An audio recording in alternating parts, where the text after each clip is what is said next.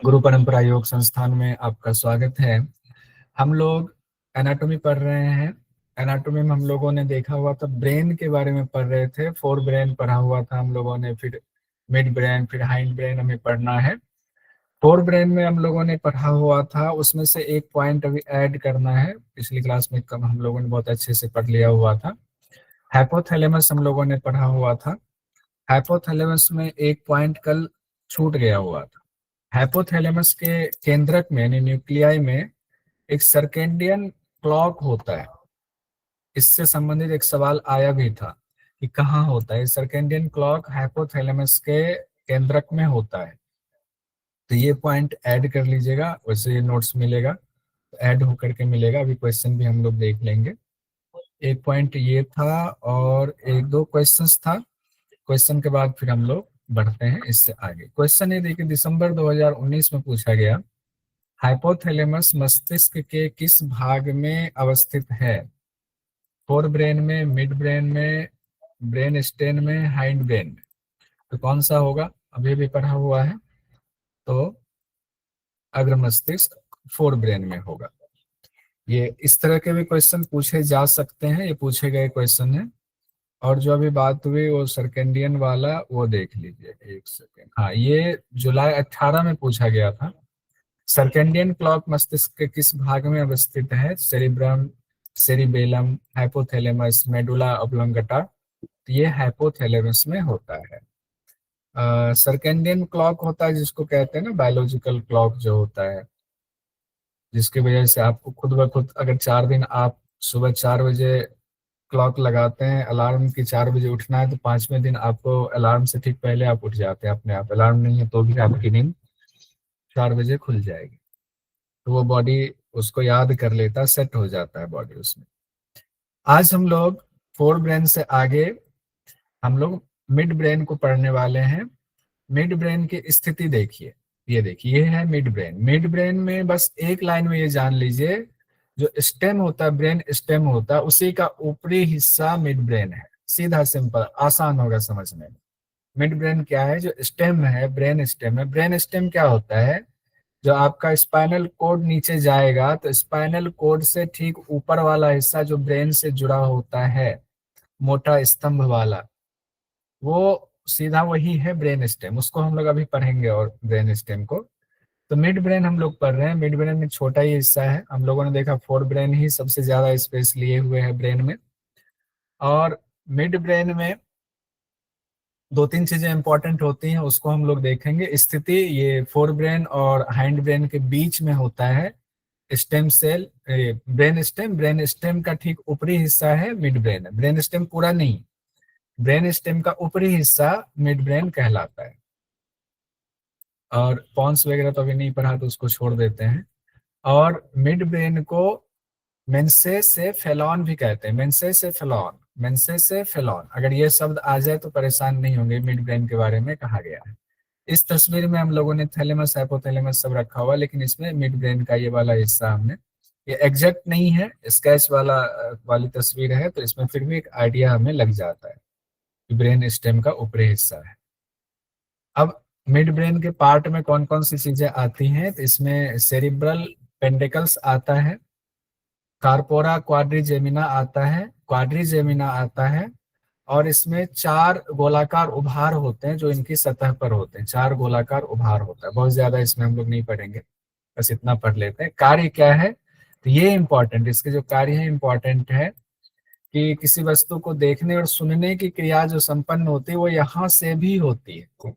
एक तो हम लोगों ने पढ़ा हुआ था हाइंड ब्रेन से होती है, वहां से देखने की क्रिया होती है। लेकिन किसी एक क्रिया में सिर्फ एक ही अंग पूरी तरह इन्वॉल्व हो ऐसा जरूरी नहीं है, उसमें और भी कई चीजें इन्वॉल्व होती हैं जो सहायता करती हैं। जैसा भी क्वेश्चन आपके सामने आएगा तो ये वाला भी क्लियर हो जाएगा। जैसे इसको ध्यान रखिए, मिड ब्रेन में क्या है? किसी वस्तु को देखने और सुनने की क्रिया संपन्न होती है, ये भी इससे संबंधित है, मिड ब्रेन से। इससे आगे बढ़ते अब हम लोग आते हैं सीधे हाइंड ब्रेन में। हाइंड ब्रेन जिसको छोटा दिमाग भी, उसमें एक पोर्शन हाइंड ब्रेन का एक पार्ट छोटा दिमाग भी होता है, जिसको अनुमस्तिष्क कहते हैं ना, यहाँ पे पीछे मत मारो, छोटा दिमाग होता है। और किसमें होता है? कौन से बोन के ठीक नीचे होता है? ऑसिपिटल बोन के ठीक नीचे होता है। और नाना पाटेकर बोलते हैं ना, पीछे मत हाँ, मारो छोटा दिमाग होता है। तो वो इसी ब्रेन के बारे में बोल रहे होते हैं, वो जो हाइंड ब्रेन का एक हिस्सा है, और वो हिस्सा है उसको इंग्लिश में कहते हैं सेरिबेलम। एक कंफ्यूजन होती है सेरिब्रम और सेरिबेलम में। तो सेरिब्रम बिल्कुल अलग चीज है, जो आपके फोर वाले हिस्सा, फोर ब्रेन का हिस्सा है, सेरिबेलम। और ये सेरिबेलम है जो बिल्कुल पीछे है, जो हाइंड ब्रेन का हिस्सा है। तो ये कंफ्यूजन दूर कीजिएगा, ये शब्द बार बार लिख लीजिए कहीं पर ताकि दिक्कत ना हो। हाइंड ब्रेन जो है उसके तीन मुख्य पार्ट हैं। एक है पोन्स, दूसरा है मेडुला ऑब्लंगेटा, और तीसरा है सेरिबेलम, जिसको छोटा मस्तिष्क, छोटा दिमाग कहते हैं।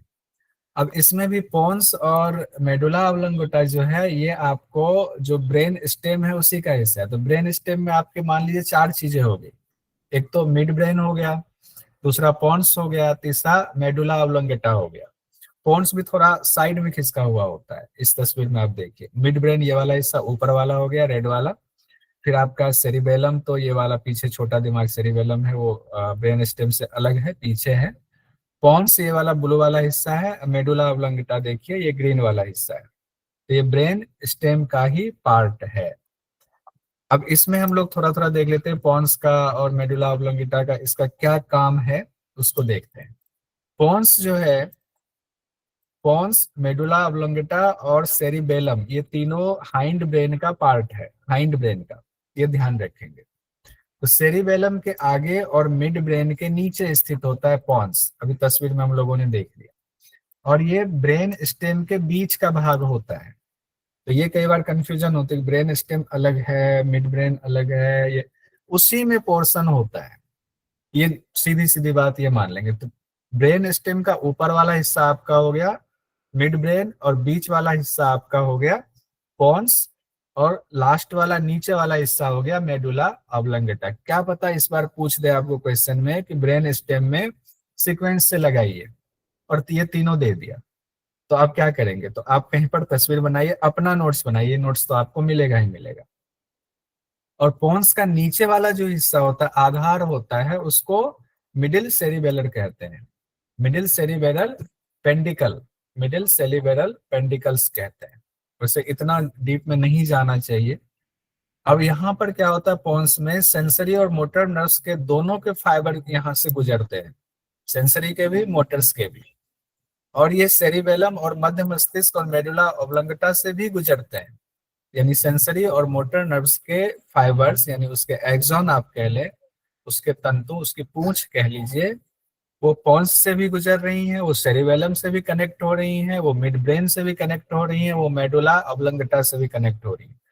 तीन से तो इसलिए होगा कि तीनों ब्रेन स्टेम में, तो तीनों से होगा ही होगा, साथ में वो मध्य मस्तिष्क, उससे सेरिबेलम यानी कि छोटे दिमाग से भी कनेक्ट हो रहा है। पॉन्स के कार्य में कहा गया श्वास लेने में भूमिका निभाता है, सोने जागने में भी इसकी भूमिका होती है। एक तो सोने जागने वाला हम लोगों ने हाइपोथैलेमस से देखा, जो क्लॉक है, बायोलॉजिकल क्लॉक की बात आई थी। पॉन्स में भी ये भी मदद करता है, श्वास लेने में इसकी भूमिका होती है पॉन्स की। क्वेश्चन अभी आएगा, देखिएगा, ध्यान रखिए। श्वास लेने में भूमिका, सोने जागने के चक्र में इसकी भूमिका होती है। अब हम लोग आते हैं ब्रेन स्टेम का जो निचला हिस्सा होता है, जिसको मेडुला ऑब्लंगेटा कहते हैं, सबसे नीचे का भाग। यह ऊपर पॉन्स और नीचे स्पाइनल कॉर्ड के बीच में होता है। यानी मेडुला ऑब्लंगेटा जहां खत्म होता है, उसके बाद से ही जो पोर्शन होता है उसको स्पाइनल कॉर्ड कहते हैं। स्पाइनल कॉर्ड वहां से शुरू माना जाता है। मेडुला ऑब्लंगेटा क्या होता है, बेलनाकार होता है, ऊपर आपने देखा बेलने के आकार का होता है। लंबाई करीब 2.5 सेंटीमीटर इसकी होती है। और इसमें भी कार्य क्या कहा गया है, हृदय और श्वसन केंद्र इसमें होते हैं। श्वसन गति इस यहाँ से भी कंट्रोल होता है। एक तो श्वसन गति हम लोगों ने पढ़ा किससे, किससे पढ़ा, पॉन्स से पढ़ा। दूसरा श्वसन केंद्र हम लोगों ने किससे पढ़ा, मेडुला ऑब्लंगेटा से पढ़ा। इसमें भी निद्रा का नियंत्रण होता है, और लार का स्लाइवेशन जो होता है उसके केंद्र इसमें होते हैं। उसके बाद हम लोग आते हैं सेरिबेलम में। सेरिबेलम से पहले एक क्वेश्चन आप लोग देख लीजिए, जो जून 2020 में पूछा गया, फिर सेरिबेलम पर हम लोग आएंगे। क्वेश्चन ये पूछा गया, श्वसन केंद्र में तंत्रिका तंतुओं के विभिन्न समूह में अवस्थित होते हैं।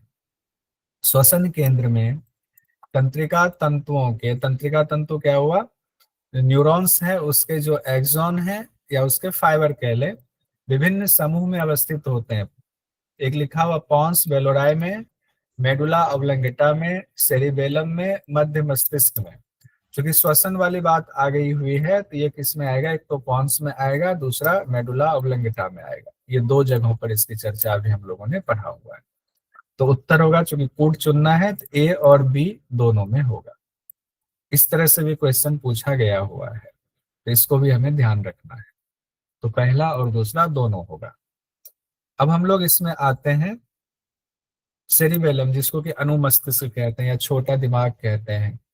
कहाँ होता है? ऑसिपिटल लोब के नीचे होता है। जो ऑसिपिटल लोब आपका पीछे वाला हम लोगों ने पढ़ा था, होगा फ्रंटल हो गया, पेराइटल हो गया, और यहाँ टेम्पोरल दो हो गया, पीछे हम लोगों ने पढ़ा हुआ था ऑसिपिटल बोन होता है।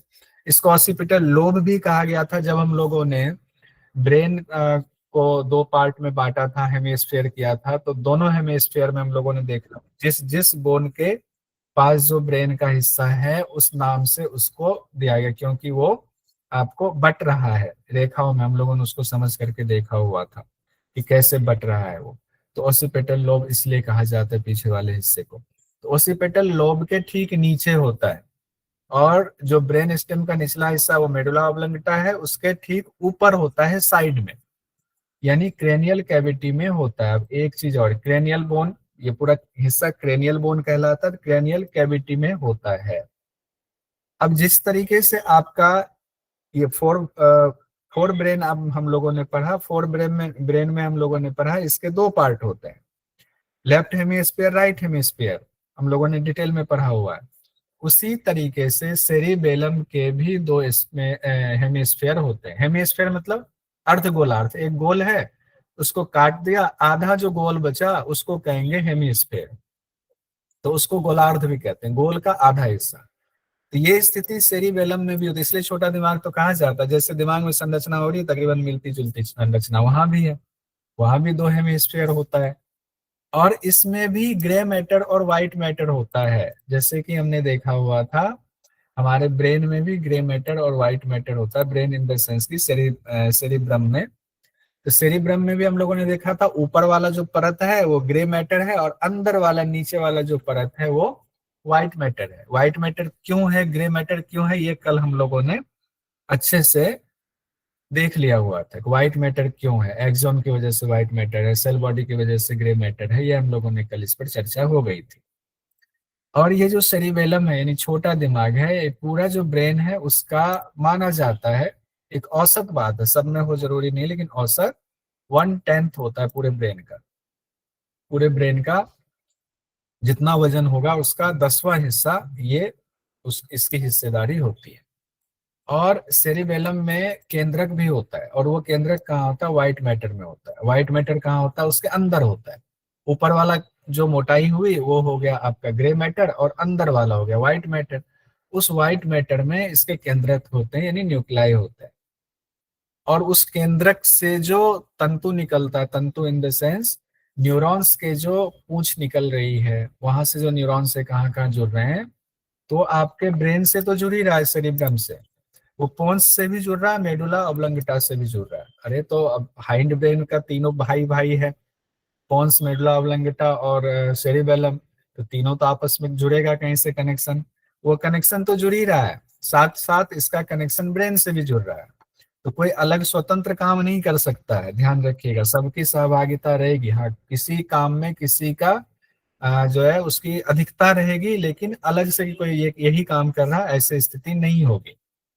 अब इसका कार्य क्या है, सेरिबेलम का ऐच्छिक पेशियों में कोऑर्डिनेशन करता है, शरीर की मुद्रा और संतुलन बनाए रखने में मदद करता है। इसका क्या अर्थ हुआ, ऐच्छिक पेशियों में जब कार्य हमारा सेरिबेलम से हो रहा है तो इसका क्या काम हुआ, ये इसकी क्या जरूरत है।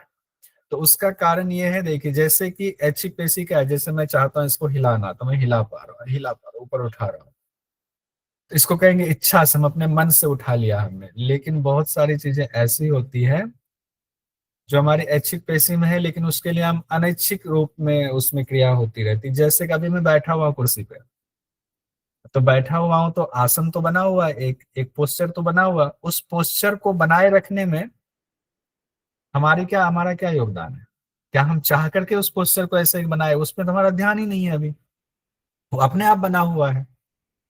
उसमें ऐच्छिक पेशीवा कभी मन हुआ उठाने का तो उठा रहे, लेकिन अभी तो हम पढ़ा रहे हैं, हमारा सारा ध्यान यहाँ, हमें पता ही नहीं कि बॉडी का जो पोस्चर वो बना हुआ है, कैसे बना हुआ है वो इसी की वजह से बना हुआ, सेरिबेलम की वजह से। वो कोऑर्डिनेशन कर दिया, बना हुआ बना, वो एक तरह से अनैच्छिक हो गया। ऐच्छिक पेशी होते हुए भी वो अनैच्छिक क्रिया से अपने आप, हमारी इच्छा का उसमें कोई लेना देना नहीं है, शरीर का पोस्चर बना हुआ है। तो इस तरह से भी क्रिया होती है। इसको और भी अभी जो स्पाइनल कॉर्ड हम लोग पढ़ेंगे तो उसमें इसको और क्लियर करेंगे।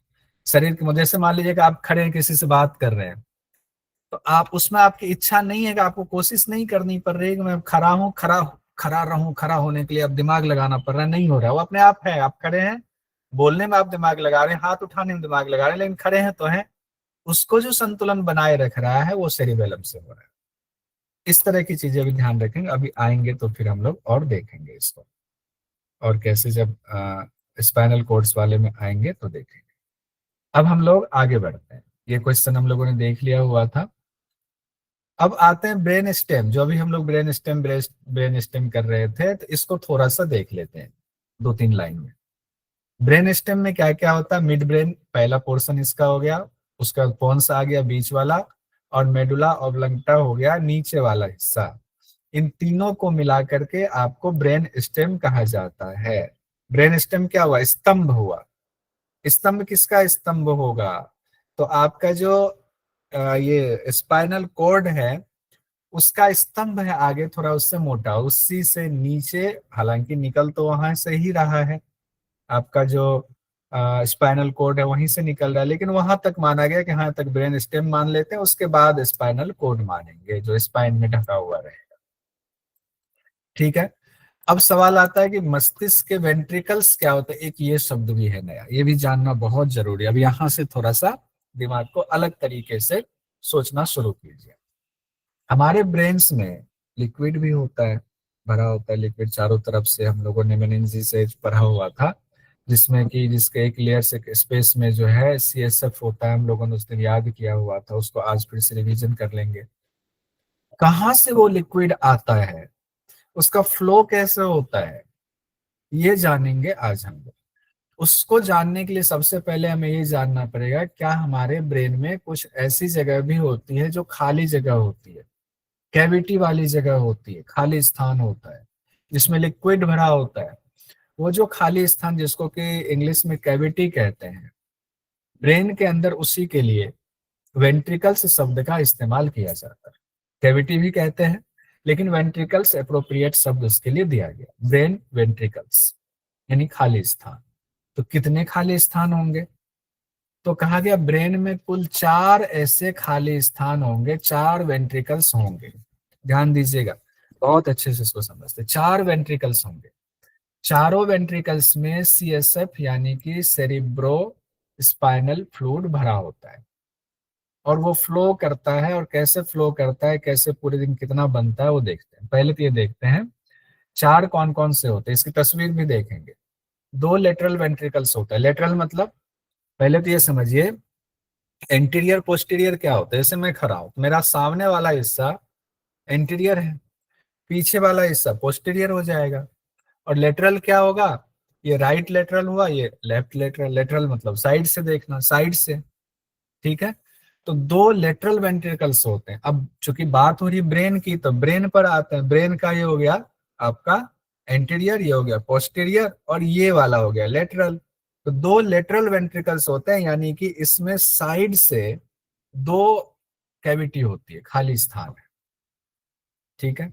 तो एक एक वेंट्रिकल्स दोनों हेमिस्फीयर में होते हैं। हेमिस्फीयर मतलब ये जो ब्रेन है, इसमें से बीच से एक लाइनिंग है, जिससे ये ब्रेन 2 हिस्सों में बंटता है, जिसको हेमिस्फीयर कहते हैं, लेफ्ट हेमिस्फीयर, राइट हेमिस्फीयर। दोनों हेमिस्फीयर में एक एक वेंट्रिकल्स होते हैं। 2 तो ये हो गया, उसको लेटरल वेंट्रिकल्स कहते हैं। और उसके नीचे दोनों को मिला करके बीच में 3rd और 4th वेंट्रिकल्स फिर उससे नीचे होता है। वो एक एक ही होता है, वो दोनों तरफ नहीं जा करके वो बीच में होता है। तो बीच में बंटने वाली गुंजाइश नहीं है, बीच में 3rd और 4th वेंट्रिकल्स होता है। ठीक है। अब साइज में, ये साइड लिखा है, साइज में पहला वेंट्रिकल्स जो होता है, यानी कि दो वेंट्रिकल्स जो हमारा होता है लेटरल वाला, वो साइज में बड़ा होता है, और तीसरा और चौथा चौथा उसके मुकाबले छोटा होता है। तीसरा वेंट्रिकल्स कहाँ होता है? थैलेमस के पास, लेटरल वेंट्रिकल से नीचे। चौथा वेंट्रिकल्स कहाँ होता है? तीसरे वेंट्रिकल्स से नीचे और पोंस मेडुला से और सेरिब्रम के बीच में होता है। पोंस मेडुला और सेरिबेलम के बीच में होता है। कहाँ पर है देख लीजिए। उसकी आकृति होती है पिरामिड वाली, किसकी? चौथी वाली की। देखिए जैसे ब्रेन है, तो ये जो है लेटरल वेंट्रिकल्स है, ये जो ऐसे हॉर्न की तरह, हॉर्न मतलब ये लगता है सींग की तरह घुमा हुआ है, ये है आपका लेटरल वेंट्रिकल। थर्ड वेंट्रिकल हुआ उससे ठीक नीचे, ये हाइपोथैलेमस वाला जो एरिया है, ये वाला, यहाँ भी खाली स्थान होता है। और फोर्थ वेंट्रिकल देखिए यहाँ आकर के है, ये फोर्थ वेंट्रिकल यहाँ पर है, ये है। इसमें समझ में आ रहा है ना? फोर्थ वेंट्रिकल ये वाला, इसमें लिखा हुआ भी है। अब हम लोग इसमें से आगे बढ़ते हैं कि वेंट्रिकल्स का क्या काम है, वेंट्रिकल्स क्या होता है, वेंट्रिकल्स में सीएसएफ कहाँ बनता है, कैसे बनता है, वो सारा कुछ आज हम लोग देखने वाले हैं। वेंट्रिकल्स का क्या काम है? तो इन्हीं वेंट्रिकल्स में, यानी उन्हीं खाली स्थान में सीएसएफ का फ्लो होता है, यानी कि सेरिब्रो स्पाइनल फ्लूइड का फ्लो होता है। फ्लूइड ना रहे तो बड़ी स्थिति खराब हो जाएगी हमारी, आपकी, सबकी। तो ये सीएसएफ चारों वेंट्रिकल्स में भरे होते हैं। और इतना ही नहीं, वहां से भर करके और भी जगह जाता है, कहाँ जाता है, कैसे पूरे स्पाइनल कोड की रक्षा करता है, वो भी देखेंगे। तो ये सीएसएफ ब्रेन और स्पाइनल कोड के चारों तरफ भी सुरक्षा घेरा बना करके रहता है। अब एक क्वेश्चन है, मेनिंजेस जो हम लोगों ने उस दिन पढ़ा हुआ था, जो ब्रेन को सुरक्षा देता है लेयर, तो 3 पार्ट में होता है, जिसमें हम लोगों ने देखा हुआ था तीनों पार्ट का नाम, डोरा मैटर और अर्कनाइड मैटर और लास्ट वाला पाया मैटर। उसमें हम लोगों ने 3 स्पेस भी देखा था, और एक स्पेस में मैंने कहा था जो लास्ट वाला स्पेस है, उसमें सेरिब्रो स्पाइनल फ्लूइड होता है। उस स्पेस का क्या नाम है, कौन बताएंगे? हैंड रेज करके बताएंगे। अच्छा चलिए, आपके स्क्रीन पर कैसे आ जाएगा, चलिए देखिए। आया? सब आर्कनाइड स्पेस था उसका नाम। हाँ हाँ सुना ध्यान आया कि उस तस्वीर को लानी पड़ेगी, ये बताए, ले ही आते हैं उसको। तो लाना पड़ेगा। ये पढ़ा था ना, स्पेस हम लोगों ने पढ़ा था। एक तो बोन और पहला वाला जो लेयर है डोरामेटर, उसके बीच में भी एक खाली स्थान होता है, उसको कहते हैं एपिड्यूरल स्पेस। फिर ड्यूरामेटर और आर्कनाइड मैटर के बीच में जो स्पेस होता है, उसको हम लोगों ने कहा था सब ड्यूरल स्पेस। और उसके बाद आर्कनाइड मैटर और पाया मैटर के बीच में जो स्पेस होता है, उसको हम लोग कहते हैं सब सब आर्कनाइड स्पेस। और हमने कहा था सब आर्कनाइड स्पेस में क्या भरा होता है? सेरेब्रो स्पाइनल फ्लूइड भरा होता है। याद आया? Yes sir. बताइए। आ यस गया? सर, बिल्कुल। अब यहाँ पर वो हम एक तो हमने कहा था ठीक है, यहाँ पर खुद भी थोड़ा सा बनता है, सीएसएफ बनता है, लेकिन ये बहुत थोड़ा बनता है, उतने से काम नहीं चलेगा। तो इसमें भरता कहाँ से है ये सीएसएफ, उसको आज हम लोग जानने वाले हैं। इस तस्वीर को यहाँ से उठा करके वहां भी थोड़ा सा रख लेते हैं तो काम आएगा। देखिए यहाँ पर आ गए थे हम लोग, यहाँ पर उस तस्वीर को थोड़ा उठा के रखा, ठीक है, तो अच्छा रहेगा। अब देखिए सीएसएफ क्या होता है, ये भी जानना जरूरी है। नाम तो बड़ा भारी भरकम है, सीएसएफ सेरिब्रो स्पाइनल फ्लूइड है। तो ये होता है स्वच्छ और रंगहीन द्रव्य होता है, स्वच्छ और रंगहीन द्रव्य होता है। लेकिन ये होता क्या है, तो हमारे ब्लड में जो प्लाज्मा होता है, प्लाज्मा रंगहीन होता है, ये प्लाज्मा ही है, बस प्लाज्मा का रिफाइंड फॉर्म है। प्लाज्मा को और किसी ने फिल्टर कर दिया अच्छे से। एक तो मान लीजिए आपके यहाँ पानी आ रहा है, तो सिंपल वाटर हो गया, और उसको अगर आपने उसमें डाल दिया, आरओ में डाल दिया, आरओ से वो निकला है तो वाटर ही, लेकिन आरओ वाला बहुत रिफाइंड है। उसी तरीके से जो आपके ब्लड में प्लाज्मा है, सीएसएफ वो प्लाज्मा ही है, लेकिन ये रिफाइंड फॉर्म में प्लाज्मा है, तो उसका नाम यहाँ पर सीएसएफ हो जाता है, सेरिब्रो स्पाइनल फ्लूइड हो जाता है। अब कहाँ बनता है क्या, इसका थोड़ा प्रोसेस हम लोग देख लेते हैं। हम लोगों ने देखा 3 वेंट्रिकल्स होते हैं, सॉरी 4 वेंट्रिकल्स, 2 तो लेटरल वेंट्रिकल्स होते हैं, और फिर थर्ड वेंट्रिकल्स, फिर फोर्थ वेंट्रिकल्स अंदर होता है। हर वेंट्रिकल्स के ऊपर, उसकी छत के ऊपर, वेंट्रिकल्स मतलब जो खाली स्थान है, उसकी छत पे, रूफ पे कोशिका की जालिका होती है। कौन सी कोशिका होती है ब्रेन में? एक तो ब्रेन में हम लोग जानते हैं न्यूरॉन्स होता है, यानी कि न्यूरॉन कोशिका होती है, तंत्रिका कोशिका कहते हैं। लेकिन उसके साथ साथ हमारे ब्रेन में न्यूरोग्लिया कोशिका भी होता है, ग्लिया कोशिका जिसको कहते हैं, इसको न्यूरोग्लिया कोशिका भी कहते हैं। तो हम लोग ये जानते हैं कि जो हमारे ब्रेन में कोशिका होती है न्यूरॉन वाले, न्यूरॉन में कोई डिवीजन नहीं होता। ये हम लोग पहले पढ़ चुके हैं कि न्यूरॉन में डिवीजन नहीं होता है। न्यूरॉन क्षतिग्रस्त हो गया तो हो गया, डिवीजन नहीं होगा। तो फिर ब्रेन में ट्यूमर कैसे बन जाता है? एक सवाल यहाँ पर एक्स्ट्रा ऐड कर रहा हूँ।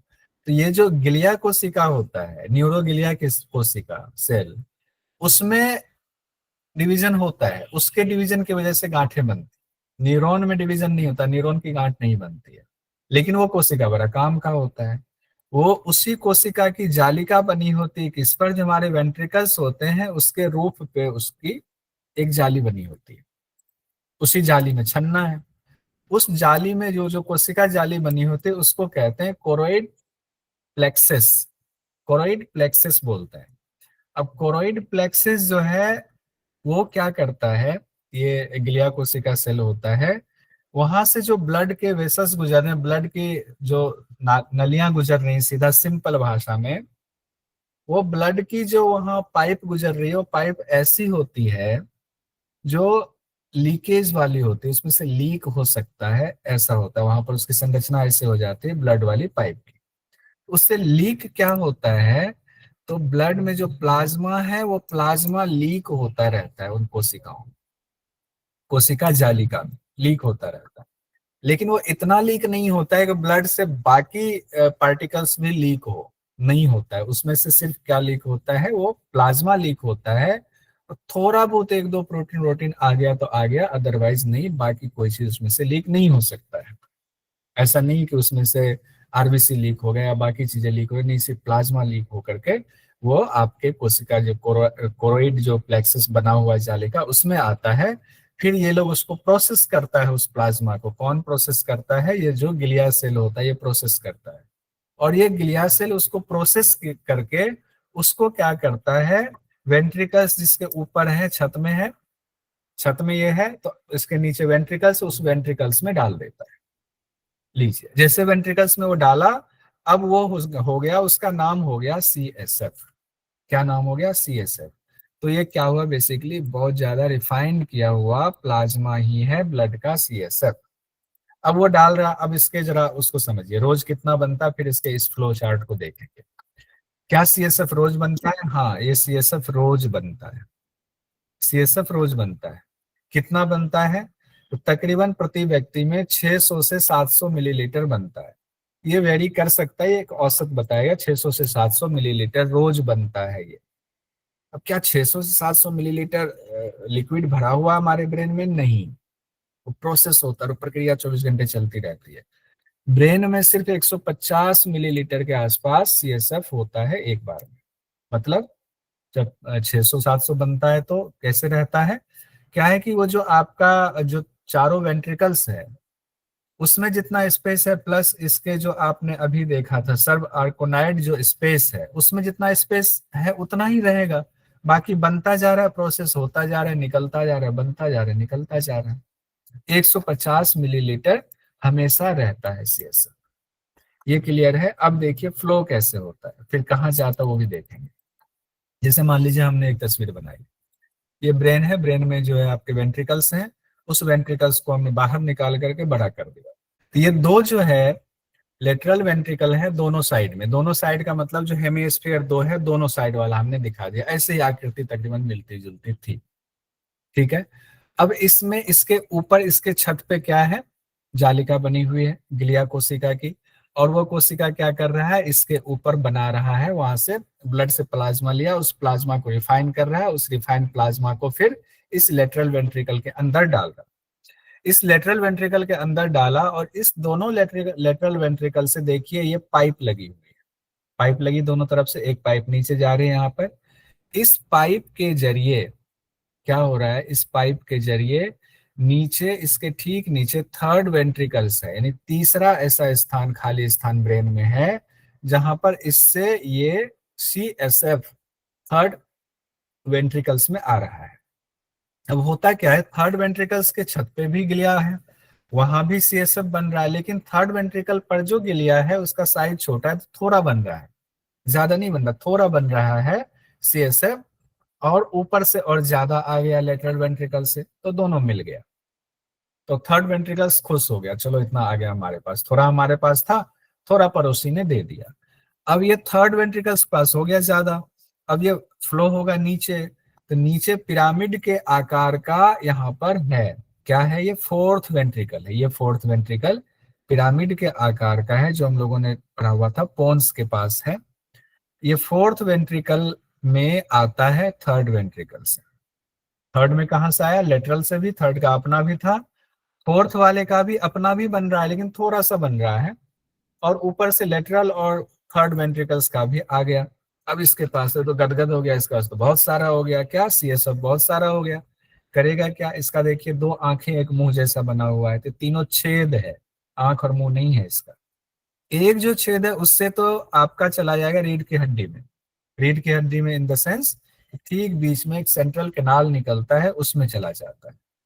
और जो दो साइड में बने हुए हैं ये छेद, उसमें पाइप लगा हुआ है, उससे चला जाएगा सब आर्कनाइड स्पेस में, यानी सब आर्कनाइड स्पेस मतलब जो आपका मेनेंजिस हम लोगों ने पढ़ा था, उसका जो सबसे लास्ट वाला लेयर का जो स्पेस था, उसी स्पेस का नाम लिखा हुआ है, तो यहां से उस स्पेस में फ्लो हो जाता है।